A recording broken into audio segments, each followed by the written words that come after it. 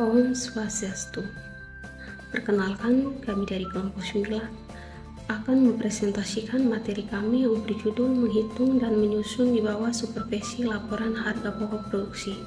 Sebelum kami menjelaskan pemaparan materi kami hari ini, izinkan kami memperkenalkan diri. Saya atas nama Florania Celita, nomor absen 2. Dan saya Junior Indiate, nomor absen 14.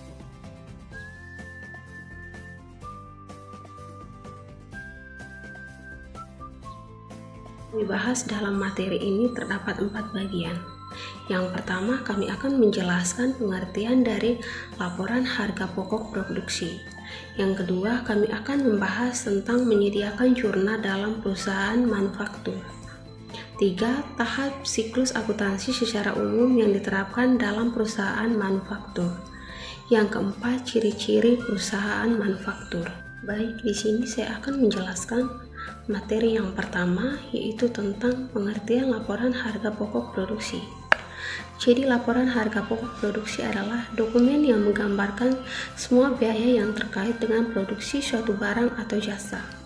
Ini termasuk biaya bahan baku, biaya tenaga kerja langsung, biaya over pabrik, dan biaya lainnya yang terkait dengan proses produksi.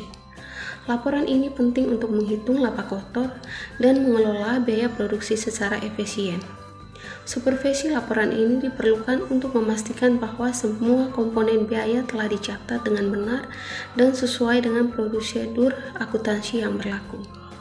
Hal ini juga membantu dalam analisis kinerja dan pengambilan keputusan strategi dengan harga jual produk. Menjamin akurasi dengan memeriksa dan mengawasi laporan ini memastikan bahwa semua data yang masuk telah dicatat dengan benar dan akurat, menghindar kesalahan yang mungkin terjadi dalam perhitungan biaya produksi. Pengendalian biaya dengan memantau laporan harga pokok produksi secara teratur, manajemen dapat mengidentifikasi tren dan biaya produksi dan meningkatkan atau tidak sesuai dengan perkiraan. Analisis kerja, supervisi laporan ini memungkinkan manajemen untuk mengevaluasi kinerja operasional perusahaan dan membandingkannya dengan standar yang telah ditetapkan. Ini membantu dalam mengidentifikasi area di mana efisiensi dapat ditingkatkan. Mendukung pengambilan keputusan dengan memahami komponen biaya produksi secara rinci, manajemen dapat membuat keputusan yang lebih baik terkait dengan harga jual produksi, alokasi sumber daya, dan strategi bisnis secara keseluruhan. Dengan demikian, supervisi laporan harga pokok produksi menjadi penting untuk memastikan bahwa proses produksi berjalan dengan efisien dan bahwa perusahaan mencapai tujuan keuangan dan operasionalnya. Jadi materi yang kedua, saya akan membahas tentang menyediakan jurnal dalam perusahaan manufaktur. Jadi penyediaan jurnal dalam perusahaan manufaktur adalah jurnal umum bagi perusahaan manufaktur. Jurnal umum menjadi tulang punggung yang mencatat berbagai aktivitas keuangan, mulai dari pembelian bahan baku hingga penjualan produksi jadi. Dengan demikian, pencatatan jurnal umum yang akurat, kamu sebagai pemilik usaha dapat menyusun laporan keuangan secara transparan dan bisa menganalisis kinerja bisnismu dengan baik serta membantu pengembalian keputusan yang tepat. Dalam jurnal umum perusahaan manufaktur, setiap transaksi dicatat dengan detail, termasuk tanggal, keterangan transaksi, nomor referensi, nominal, transaksi masuk kredit atau kredit. Transaksi tersebut kemudian menjadi dasar dalam menyusun laporan keuangan seperti laporan laba rugi, neraca, dan laporan arus kas. Untuk pemaparan materi selanjutnya, saya akan mempersilahkan rekan saya untuk menjelaskan. Berikut ini adalah tahapan dalam siklus akuntansi secara umum yang bisa diterapkan pada perusahaan manufaktur. Yang pertama adalah penerimaan dokumen transaksi. Terdapat banyak jenis daripada dokumen transaksi yang diterima sebagai bukti terjadinya suatu transaksi antara penjual dan pembeli. Dokumen tersebut bisa berupa nota invoice,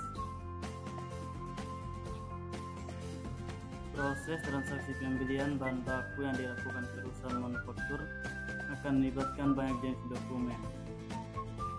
Yang kedua ada penjualan pada siklus akuntansi. Setelah dokumen-dokumen diterima, informasi dari dokumen-dokumen tersebut akan didokumentasikan ke dalam suatu jurnal akuntansi. Kegiatan ini bisa dikenal sebagai penjurnalan. Terdapat dua jenis jurnal dalam akuntansi, yaitu jurnal umum dan jurnal khusus. Perbedaan utama dari kedua jenis jurnal tersebut adalah detail informasi yang dicatat. Informasi dalam akun yang dicatat pada jurnal umum akan diterangkan lebih lanjut pada jurnal khusus, seperti nama vendor dan lain.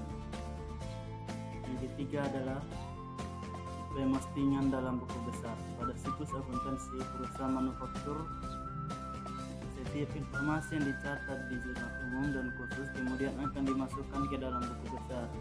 Nantinya, setiap akun yang tercatat di jurnal umum dan khusus dalam suatu bulan akan terakumulasi di dalam buku besar, seperti akun kas, piutang usaha, biaya, utang usaha, dan lainnya. Dirangkum ke dalam buku besar. Buku besar juga menjadi alat penting bagi auditor baik internal maupun eksternal untuk memeriksa dan mengaudit perusahaan. Yang keempat ada pembuatan naratif. Setelah informasi pada buku besar dicatat secara lengkap, maka selanjutnya akan membuat neraca saldo. Neraca saldo merupakan salah satu bagian pokok dari neraca saldo yang berfungsi sebagai alat koreksi bagi seluruh pencatatan transaksi yang sudah dilakukan sampai ke tahap buku besar. Pembuatan jurnal penyelesaian. Pada perusahaan manufaktur terdapat pencatatan penyelesaian, persediaan yang berbeda dengan pencatatan perusahaan lainnya, seperti penyelesaian persediaan akhir, bahan baku, barang dalam proses, dan barang jadi. Yang keenam ada pembuatan laporan keuangan. Secara manual, Anda bisa memasukkan data-data dari neraca saldo dan buku besar ke dalam laporan posisi keuangan, laporan laba rugi, laporan perusahaan modal, dan laporan asuransi. Yang ketujuh ada penyusunan jurnal kembali. Hal ini bersifat opsional dalam suatu siklus akuntansi, termasuk bagi perusahaan manufaktur. Jurnal kembali digunakan pada awal periode baru dengan membalik beberapa jurnal penyelesaian yang terjadi di periode sebelumnya. Baik, selanjutnya ada ciri-ciri perusahaan manufaktur. Perusahaan manufaktur memiliki beberapa ciri sebagai berikut. Pertama adalah aktivitas operasional usahanya adalah memproduksi bahan baku menjadi barang jadi. Yang kedua ada pendapatan usaha berasal dari menjual produk barang. Yang ketiga ada memiliki persediaan produk secara fisik. Yang keempat ada biaya produksinya terdiri dari biaya bahan baku, tenaga kerja, dan obat. Yang kelima ada melakukan penghitungan harga pokok produksi, laporan keuangan, baru. Yang keenam ada terdapat penghitungan harga pokok penjualan pada laporan keuangan,